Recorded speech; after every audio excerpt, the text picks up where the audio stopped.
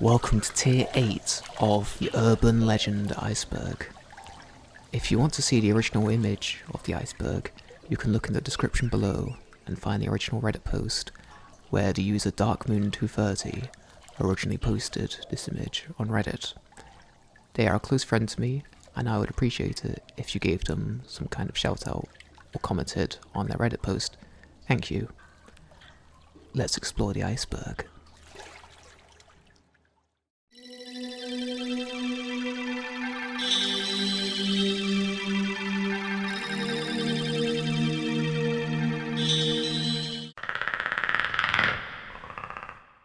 The Blue Star Tattoo legend, also known as Blue Star Acid, is an urban legend that was commonly heard around the 1980s and the 1990s. This urban legend would typically be spread for a flyer, which would describe these tattoos that are given to children of popular characters such as Mickey Mouse, the Superman symbol, and Bart Simpson.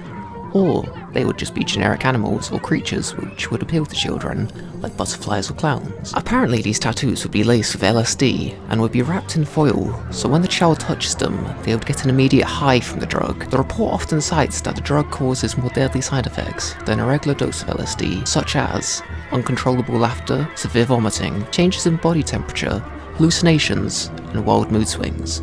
This report usually ends with the flyer telling the reader that there have already been several deaths caused by these LSD tattoos, and that they should spread the news to everyone they know who has a child. Rumours of this urban legend seem to go back to an allegedly misprinted police flyer, stating that the police force has found some kind of blotter acid, or some kind of absorbent paper soaked in traces of LSD, but none of these reports have ever confirmed to be true or false.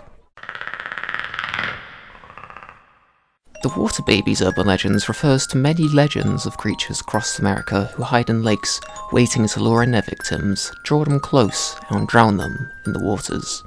In Pocatello in the state of Idaho, it's said that the Muscatine Rocks State Park was once a place of long-lasting famine, which meant that the local Native Americans couldn't feed their own people, so the mothers of this community had to sacrifice their babies so the rest of the community could eat.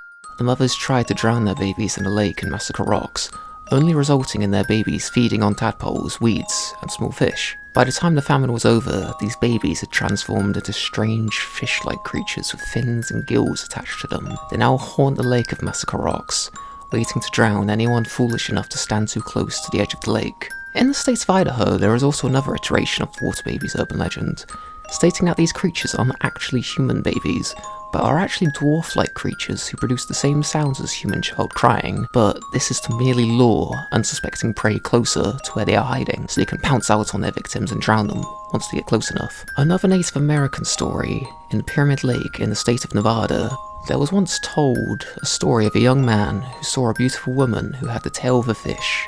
This man brought this woman back to his tribal camp, only for the camp's people to be unhappy with him, forcing him to reject this woman from his life and send her back to the lake.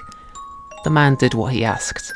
In return, this woman cursed the Pyramid Lake, causing a baby to become the curse of the water spirit in the form of a snake.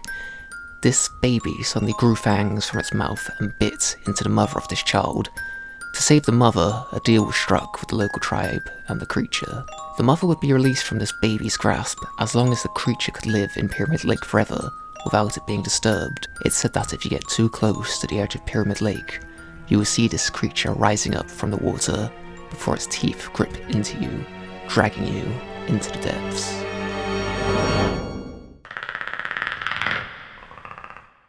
A boohag is a creature which is mostly spoken about in the states of North and South Carolina in the USA. They are said to be a mix between a vampire and a witch, and leech off their prey by either sucking their blood from their noses, or riding on top of them and sucking out all of the air they produce.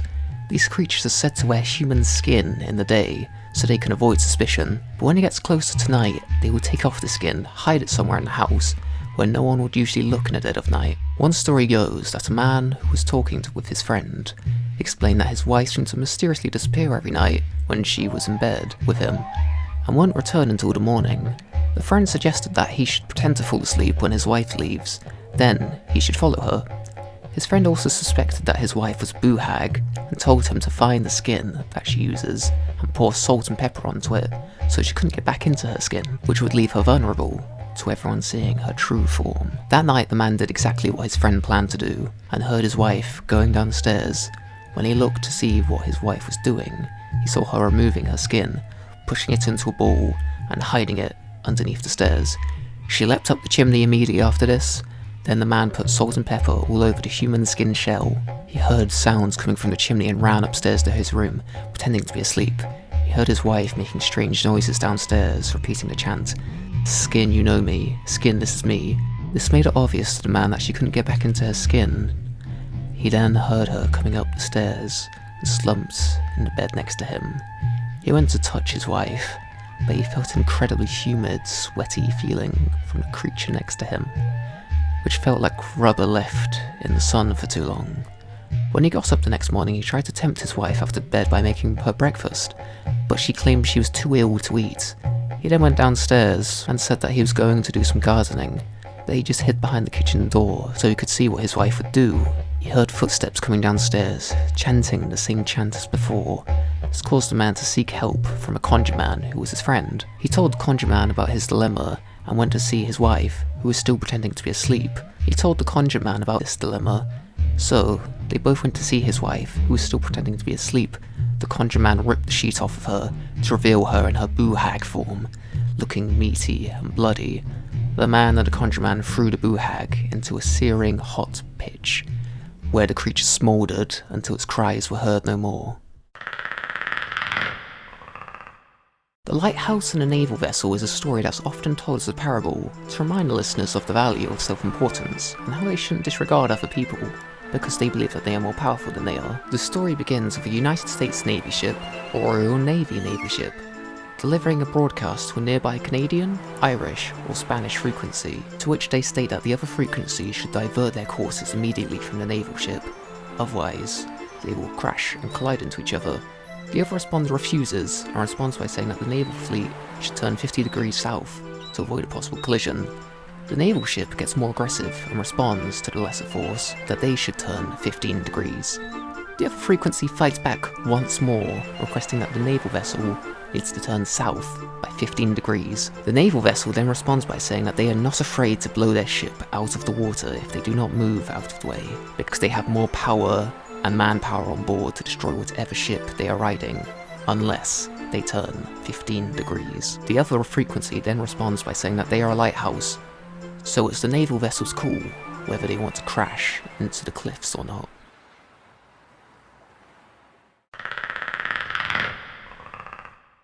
It has been passed down from generation to generation that there was a pond in Epping Forest in England that causes anyone who steps too close to it to have an urge to take their own life because of a curse brought to it years ago.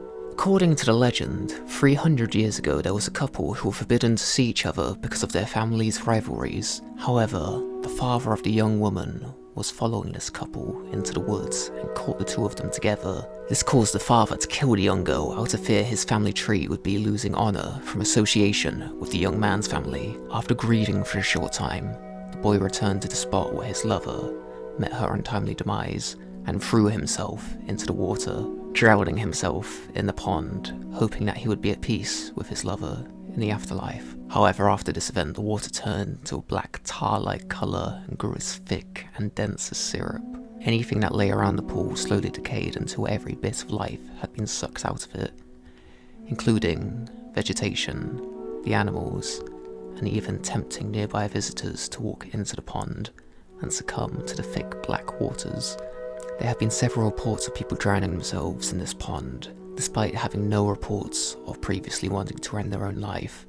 It's reported that if you stay near these waters, you will end up like its previous victims, or you will run in fear due to the feeling of uneasiness and evil that the pond emanates. In 1959, there was once a search to find this pond in the Essex Countryside magazine, which was a local newspaper which questioned where the pool was and whether anyone could give any directions towards it. There were no replies that truly indicated towards the direction of the pond, and the ones that did were bogus and false, but there was one letter in particular that caught the eye of the journalist, which refused to give away the location of the pond, as the writer thought it was too wretched to be known to the general public. They described the pond, as previously stated, as well as being an extremely dense part of the forest, far away from any modern contact, and stated that if any light were to go into the waters of the pond, there would be no reflection back, as the waters consume anything that comes close to them, not letting the victim see the light of day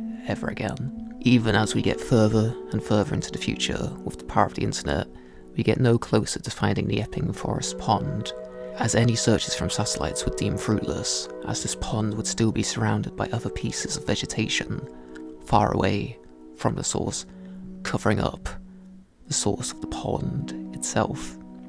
There is even a petition online to shut down the surrounding area of Epping Forest, or to even have a 24-hour surveillance system put up to dissuade those who wish to look for the pond.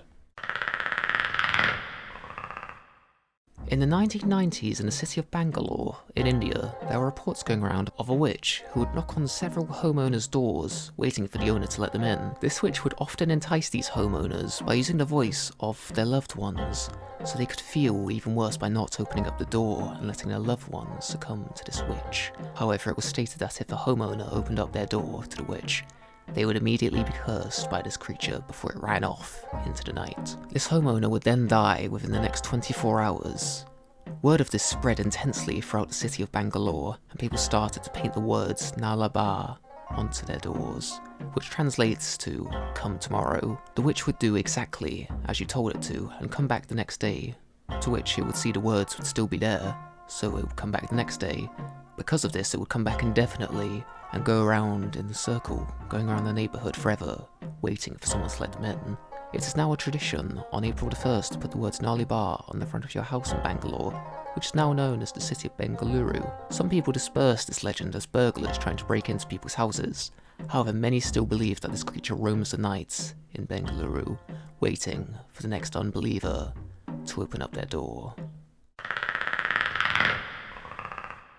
Pinky Pinky is said to be a bogeyman-like creature in South Africa who used to be quite active in the older parts of South Africa, but was thought to have merely disappeared into local folklore. However, this being was woken from dormancy in the 1990s, when there were several reports of little girls being attacked inside the girls' bathroom if they were wearing anything that was the colour pink. This being is said to be violent and murderous, and could commit a number of other horrific actions if it wishes to. It's said that only little girls can see this creature, whilst little boys cannot. This creature is said to be a combination of a man, woman, dog, cat, and other creatures. It has also been described as Tokashi-like, which is a creature from Zulu folklore, which is said to haunt the victims in their sleep, similar to a boo-hag or a bogeyman. But a Pinky Pinky is also said to take shape of whatever the victim imagines a Pinky Pinky to look like.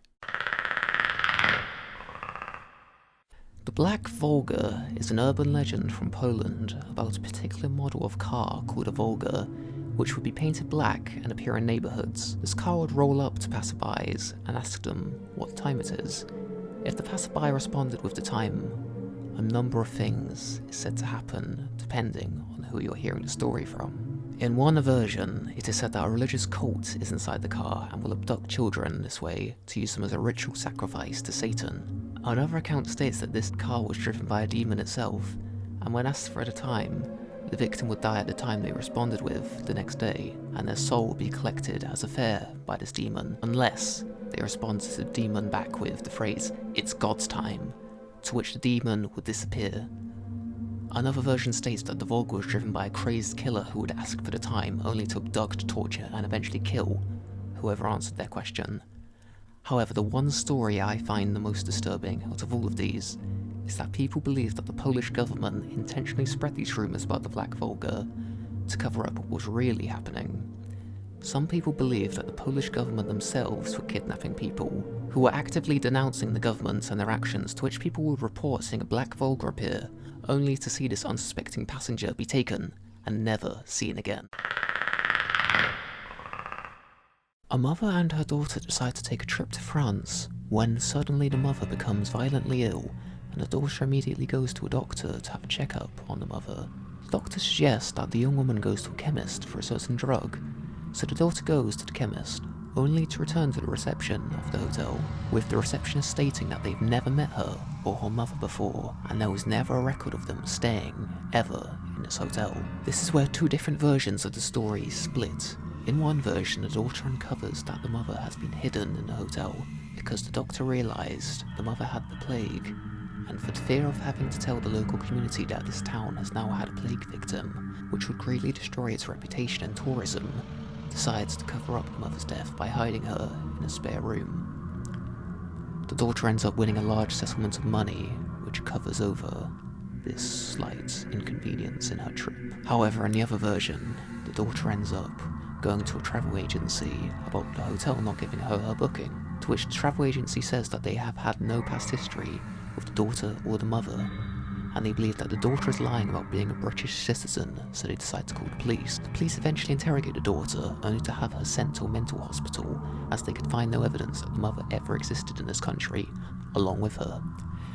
In the mental hospital, she argues with the patients and the staff alike about her and her mother's past existence in this country. In the end, she must lie about her mother never existing, and by saying that she made it all up as a form of grief, from realising she never met her mother because she died when she was born. Through doing this, she was released from the mental hospital and able to eventually return back to England, uncertain to whether her mother really existed at all, or whether she was merely a figment of her imagination. The White Death is a legend spread around in both Mexico and Scotland about a girl who lived in complete misery and despair for her life and would do anything to come out of it. Her fondness for the destruction of her life and legacy grew so much that when she eventually passed from taking her life, all of her remaining family members who knew of her existence died within a short amount of time, as well as anyone who had heard of her existence, including you. She will knock on your door at first. The first time it will be for your skin, which she'll sew into her flesh. The second time will be for your hair, which she'll put between her teeth. The third time will be for your bones, which she'll grind into clubs for her next victim. The fourth will be for your heart. The fifth for your teeth. The sixth for your eyes, so no one else will ever be allowed to say that they've seen her. And the seventh will be for the last parts of you remaining, your soul, which she will devour and consume to keep her immortal terror alive forever. It is said that she stalks her victims, waiting for the right moment to strike her memory down. She appears to look like a little girl, but it is merely a disguise which she uses to appear harmless to other passerbys, who have no knowledge of her past, forgetting about this encounter with the spirit without a second thought. She will track you down, wherever you go, no matter which country, no matter how isolated or populated. She will find you, and when you think you're finally safe, she'll be there.